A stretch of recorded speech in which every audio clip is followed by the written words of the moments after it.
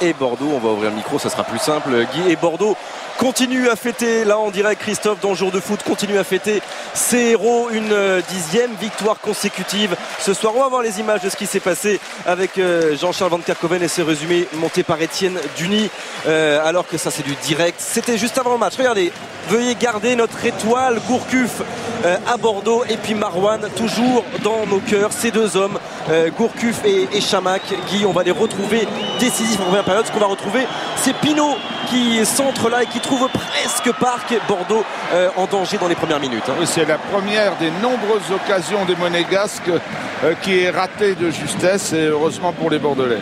On revoit ce centre de Pinot, le Colombien, et Parc est pas très loin. C'est Tremolinas qui récupère ce ballon. Et puis la 35e minute, la 10e passe décisive de Gourcuff, et le 13e but, encore une tête pour Marouane Chamakh qui monte au ciel. Bordeaux mène 1-0. Oui, ce qui est extraordinaire, c'est qu'il monte plus haut que le gardien de but qui a le bras tendu. Énorme, énorme Marouane Chamakh, et toujours ces Bordelais si efficaces sur coup de pied arrêté. Encore une passe décisive pour Yoann Gourcuff. Les deux hommes qui font la différence dans cette première période et qui viennent légèrement libérer le président. Mais il le sait, Laurent Blanc, que rien n'est fait encore dans ce match face à Monaco. On a changé de côté. Bordeaux qui va souffrir en début de seconde période, malgré cette jolie frappe de Jussier au-dessus de la transversale. C'est une frappe magnifique sur une remise en retrait. Et on parlait de souffrance, Guy. La souffrance, elle est matérialisée par Aruna là, qui tente lui aussi et qui se heurte à Ramé.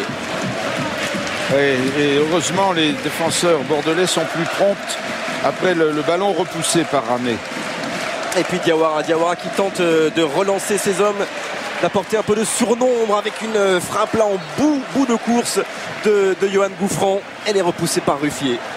Oui, un arrêt difficile parce que la balle était loin de lui. Et puis cette frappe, la frappe de Certic, énorme Ruffier face à lui avec Jussier dans la surface de réparation. Ballon retrait intelligent, encore une fois Certic, alors que Gourcuff était peut-être mieux placé. Certic qui venait de remplacer Gouffran. En tout cas, Certic a une frappe qu'on retrouvera les saisons prochaines. Voilà le jeune Bordelais qui, à deux reprises, alors que peut-être derrière Gourcuff avait une meilleure position, vient se heurter deux fois à Ruffier. Là, pas de hors-jeu. Pas de hors-jeu pour Kavenaghi qui lui aussi venait de rentrer. Et face à lui, Ruffier fait le bon geste. Oui, on peut dire qu'il avait fait le bon geste aussi, mais en enlevant le bras, il a écarté le danger. Bon, il n'y avait pas hors-jeu parce qu'il y avait l'arrière gauche qui couvrait tout là-bas. Et puis les dernières minutes seront étouffantes, vraiment étouffantes à Chabandelmars, parce que Bordeaux souffre et Monaco va tenter d'aller marquer dans ces dernières secondes ce but qui ferait toute la différence au classement. Regardez l'accélération de Pinot, la main ferme encore une fois, et derrière il y a Parc, et sur la ligne adverse c'est Diaz, le Monégasque, qui vient sauver les Girondins de Bordeaux. On se demande pourquoi il vient là, Diaz.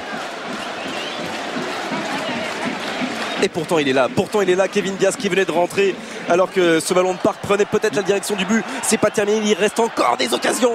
La frappe, et derrière Parc qui va marquer, oui, mais le Sud-Coréen est signalé en position de hors-jeu. On va en rester à ce 1-0, Guy, qui fait le bonheur des Girondins de Bordeaux. Évidemment, c'est un match type, il ne peut pas y avoir de sérénité dans des circonstances semblables.